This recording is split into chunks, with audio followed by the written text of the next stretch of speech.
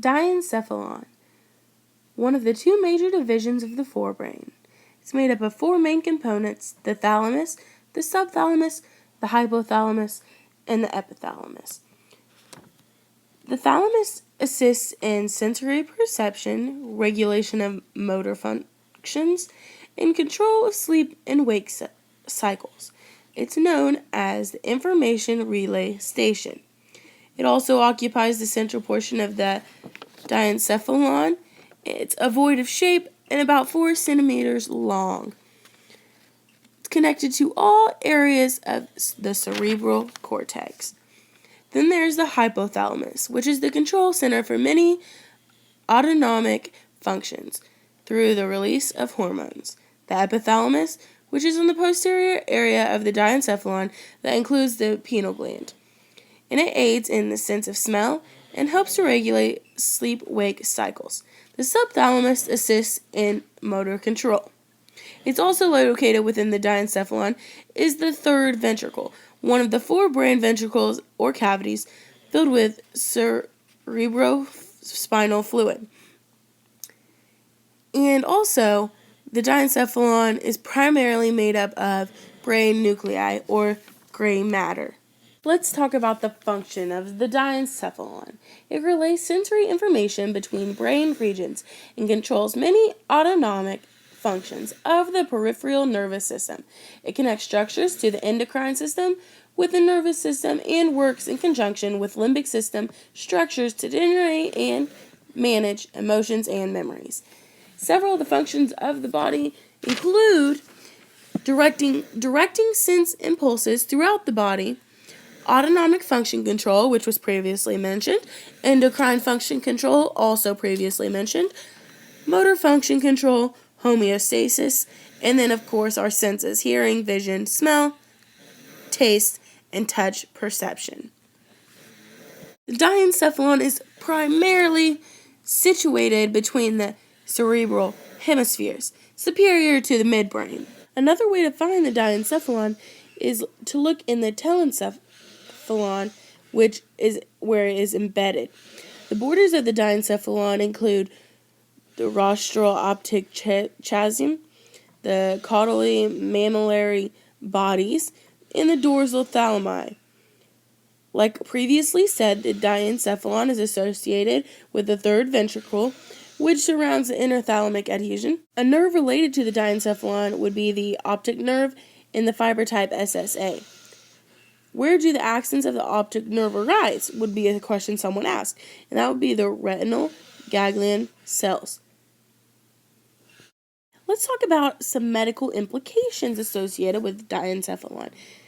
The first would be the diencephalic syndrome. It's a rare disorder caused by a tumor that's usually located in the diencephalon, a portion of the brain just above the brainstem, which, as already said, it affects infants and young children, and it may develop symptoms that include the failure to gain weight and grow as would be expected based upon age and gender, which is also known as failure to thrive, and abnormal progressive thinness and weakness.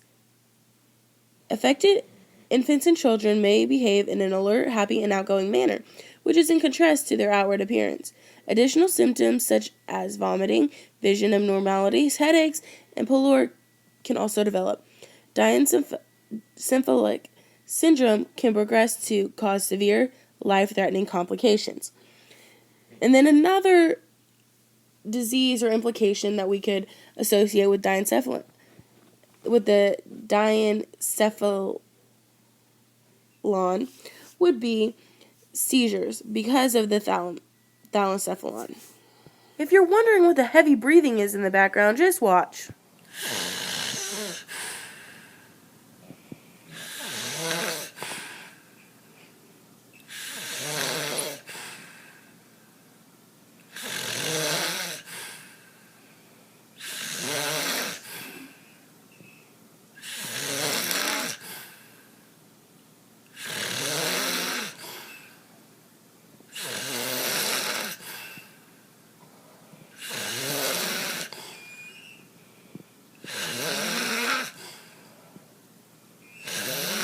Thanks for watching. That's all, folks.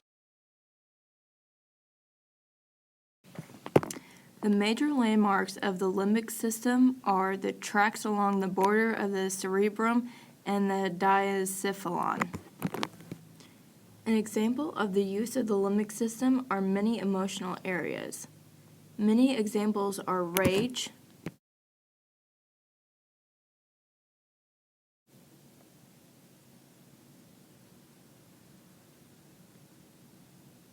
fear, pain,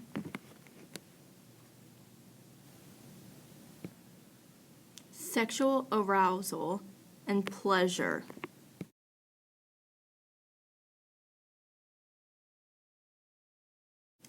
Humans and lions are the only mammals that have sex for pleasure.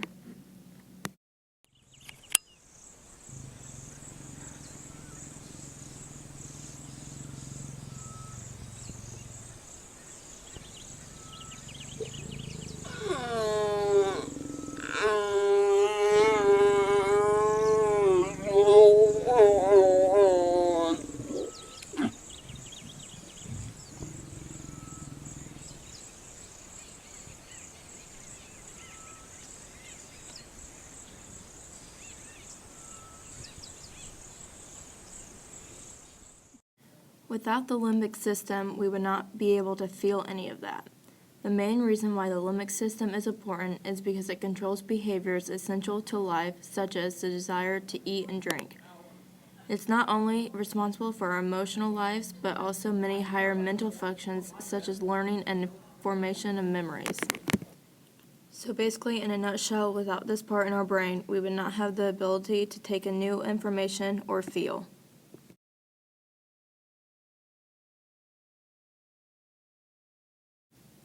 The amygdala is the emotional center. The thalamus and hypothalamus are associated with changes in emotional reactivity. The cingulate gyrus coordinates smells and sights. The limbic system develops earlier and faster than the cortex, meaning that until the cortex can catch up with the limbic system, the desire for rewards and social pressures overrides rational thinking. When the limbic system develops, this is usually around where the person goes through puberty. All major parts of the limbic cell include the amygdala, hippocampus, thalamus, hypothalamus, basal ganglia, and the cingulate gyrus. The dysfunctions that are related to the limbic system include increased anger and violence, hyperarousal, which can cause low energy or lack of drive, appetite dysregulation, trouble forming memories, cognitive disorders such as Alzheimer's, and disinhibited behavior, which means someone doesn't consider the risk of behaviors and ignores social rules.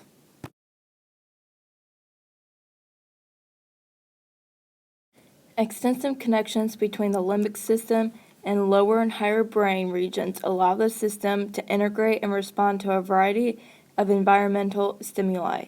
So in dummy words, you take the lower brain and the higher brain, and somehow they connect, and voila, that is how the limbic system goes.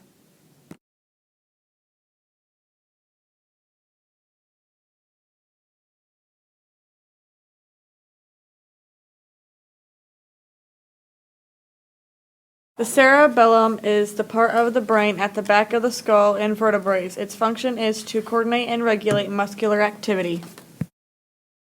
The cerebellum appears to play several roles. It stores learned sequences of movements. It participates in fine-tuning and coordination of movements produced elsewhere in the brain, and it interrogates all of these things to produce movements so fluid and harmonious that we are not even aware of them.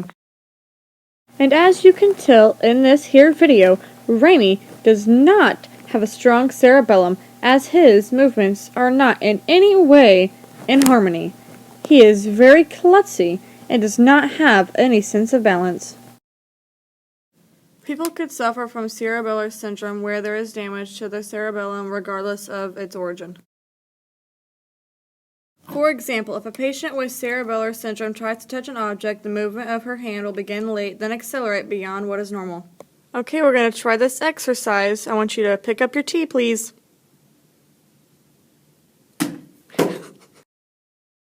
Braking also will be too late and inefficient, so that her hand ends up missing the object and going past it. This movement then ends with oscillations of the hand and arm. Brain development, neurogenesis, and fate decisions of cerebellar primodorum cells orchestrated through tightly controlled molecular events involving multiple genetic pathways. During the fetal period, the infraterritorial part of the brain is greater than 5% of the total weight from 14 to 17 weeks, about 5% from 18 to 29 weeks, and exceeds 6.5% by 40 weeks. Between birth and 9 months, the cerebellum increases from 5.7 to 10% of the total brain weight.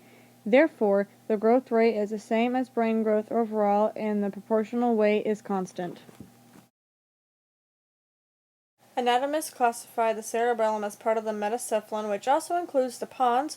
The metacephalon, in turn, is the upper part of the rhombencephalon, or hindbrain. Like the cerebral cortex, the cerebellum is divided into two hemispheres. It also contains a narrow midline zone called the vermis. Motor learning. The cerebellum is important for motor learning. The cerebellum plays a major role in adapting and fine-tuning motor programs to make accurate movements through a trial and error process.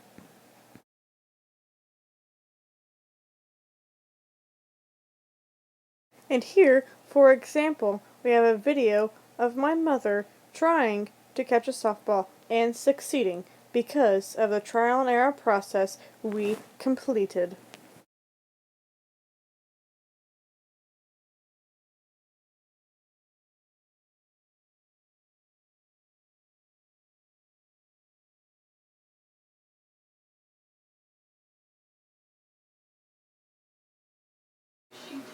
The part of the brain I will be talking about is the 12 cranial nerves. The olfactory nerve is the sensory nerve for the sense of smell. The optic nerve is the sensory nerve for the receipt of primary visual stimuli. The oculomotor nerve innervates 4 of the 6 muscles involved in eye movement and is responsible for elevating the upper eyelid and involved with pupillary constriction. The trochlear nerve is responsible for downward and inward eye movement. The trigeminal is a mixed nerve which is involved in sensations of pain, temperature, and light touch of the entire face, scalp, nose, and mouth, and which innervates the muscles of mastication. The abducens nerve is responsible for rotating the eye laterally, and the facial nerve is a mixed nerve which innervates the muscles of facial expression and is responsible for closing the eyes, smiling, whistling, showing the teeth, wrinkling the nose and brow, and grimacing. It also controls tearing and salivation. The acoustic nerve is involved in the sense of hearing, balance, and orientation in space. The glossopharyngeal nerve is a mixed nerve which innervates the pharynx, taste receptors on the tongue, parotid gland, and the back of the ear. The vagus nerve is a mixed nerve which innervates the soft palate, pharynx, larynx, thoracic, and abdominal organs, including the heart, lungs, and viscera, and external auditory meatus. Spinal accessory nerve is responsible for shrugging the shoulders and rotating the head. And last but not least, the hypoglossal nerve is responsible for normal speech and swallowing.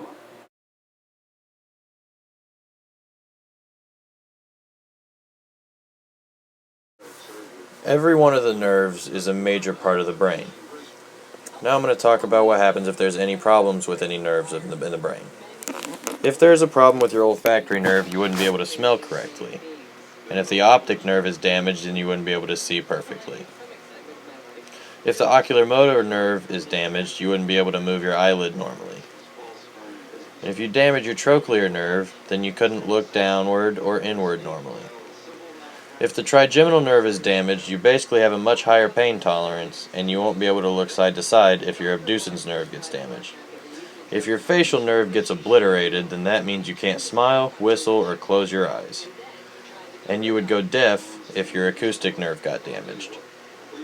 If your glossopharyngeal nerve got damaged, then you might not be able to tell the difference between sugar and salt with your taste buds. You can't rotate your head anymore if your spinal accessory nerve gets damaged. And finally, you could not talk normally if your hypoglossal nerve got damaged. That's all, folks.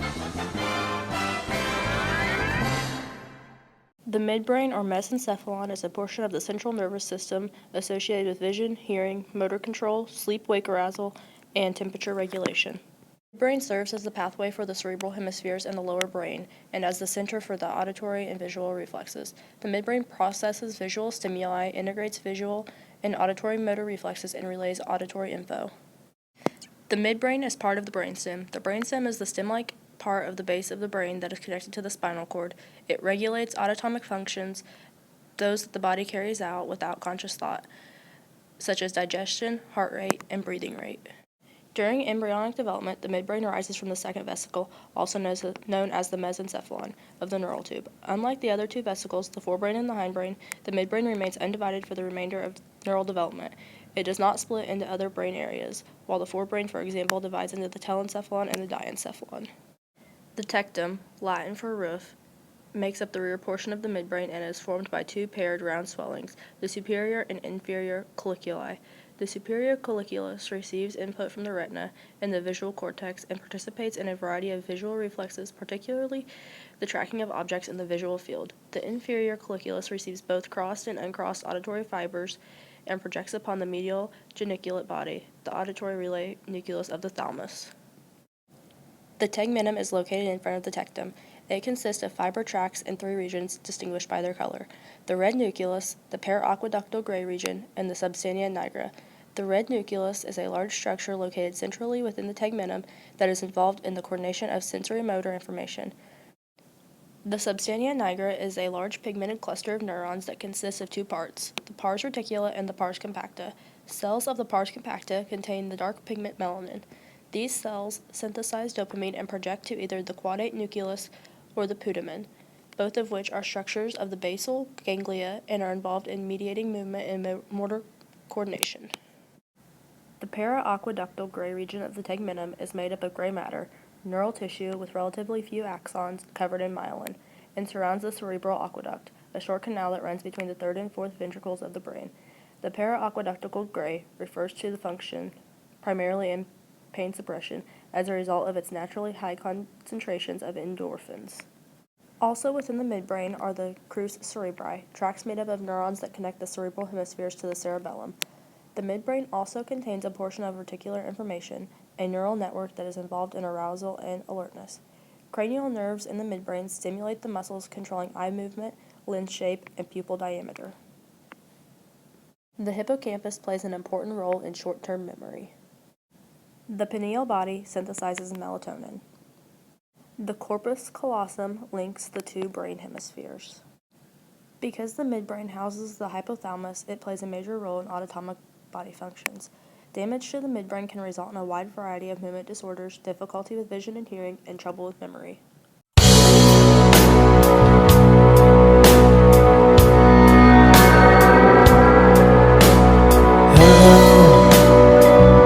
Is there anybody in there?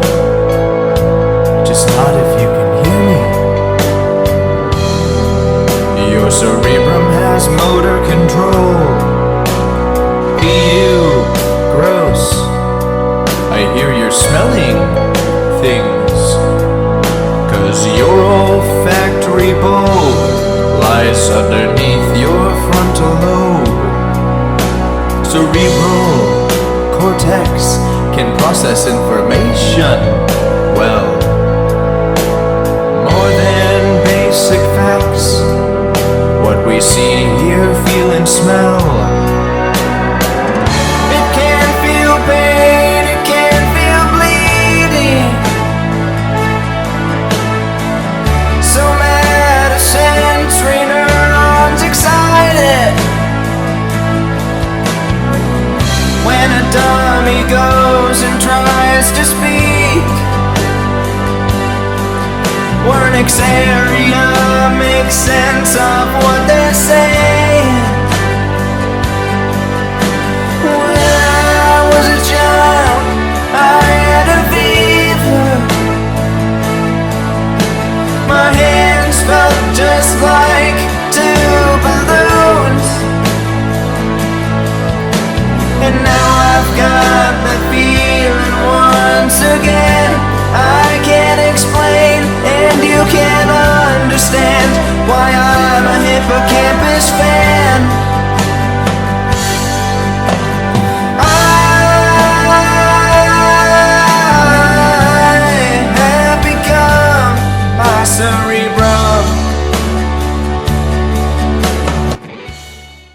cerebrum is a large part of the brain containing the cerebral cortex, as well as several subcortical structures including the hippocampus, basal ganglia, and olfactory bulb.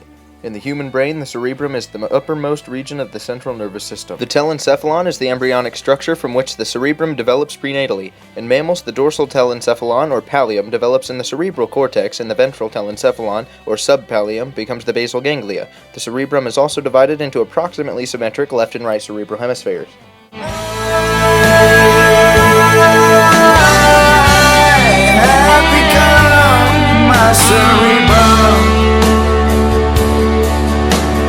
Okay, just a little pinprick. And if it makes you, your cerebrum got a kick. Can you stand up? Unless your frontal lobe is damaged, you can. Your upper motor neurons send, your lower motor neurons commands. It can feel pain, it can feel bleeding. Somatosensory neurons excited. When a dummy goes and tries to speak, Wernicke's area makes sense of what they're saying. When I was a child, I caught a fleeting glimpse Because the visual perception areas are in the cerebrum. out of the corner of my eye. It receives visual stimuli and draws conclusions about what you've seen. I turned to look, but it was gone. I cannot put my finger on it now. The child is grown, the dream is gone. It's not really gone because the hippocampus stores memories, remember? I have become my cerebrum.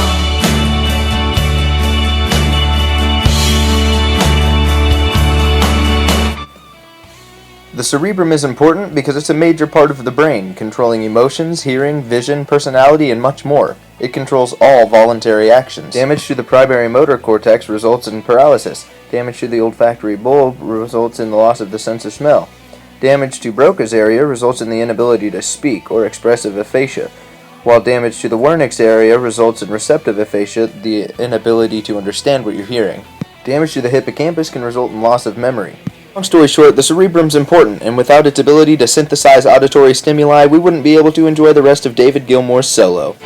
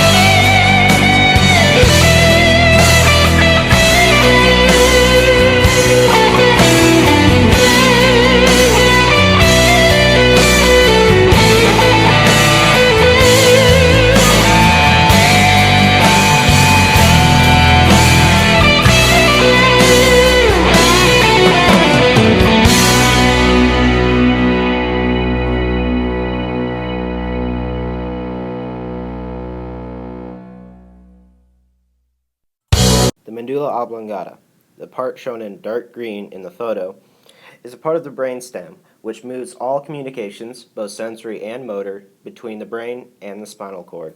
For instance, let's say your body encountered a foreign substance that it did not like. Well, your brain would send a signal through the medulla oblongata to the parts it needed to cause your body to vomit. Now your body coordinates these activities by having autonomic centers that regulate where the brain signals come in and where they should go. So that you can vomit when you need to. Your body needs the medulla oblongata because it connects from the brain to the spinal cord. Without it, the signals that the nerves send in your brain would not go anywhere, and we would all basically be paralyzed from the neck down. Now, the medulla oblongata forms in fetal development from the myelencephalon. It can be seen at around 20 weeks. Now, when this is happening, the neuroblasts from the neural tube at this level will start to produce the sensory nuclei for the medulla, and the basal plateneuroblasts, sorry that was difficult to say, will create the motor nuclei. Some of these nuclei are important. For instance, the solitary nucleus contains the general visceral afferent fibers, which are a part of the taste sense. And another one is the inferior olivary nucleus, which helps relay information to the cerebellum. There are two major parts to the medulla oblongata: the ventral or anterior medulla, which contains the pyramidal tracts, and the CN9-12 rootlets. The next part is the tegmentum or dorsal medulla, which contains the cuneate nuclei and the white matter tracts. What do all those terms mean? I'm kind of hazy on it.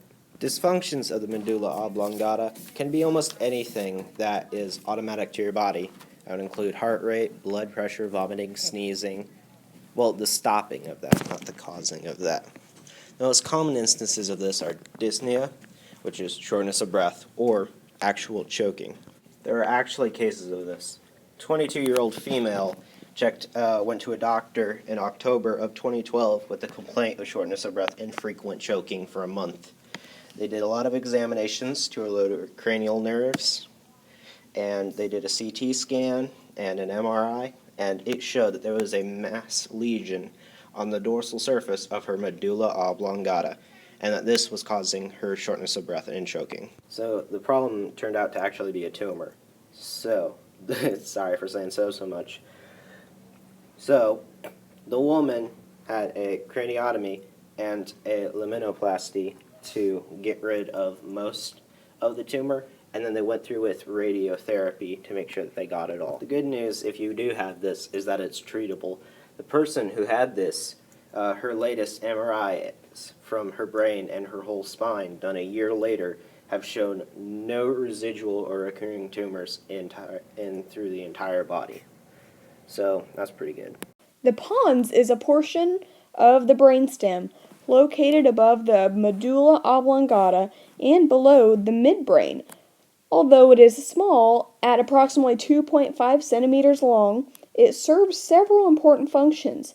It is a bridge between various parts of the nervous system, including the cerebellum and the cerebrum, which are both parts of the brain. There are many important nerves that originate in the pons.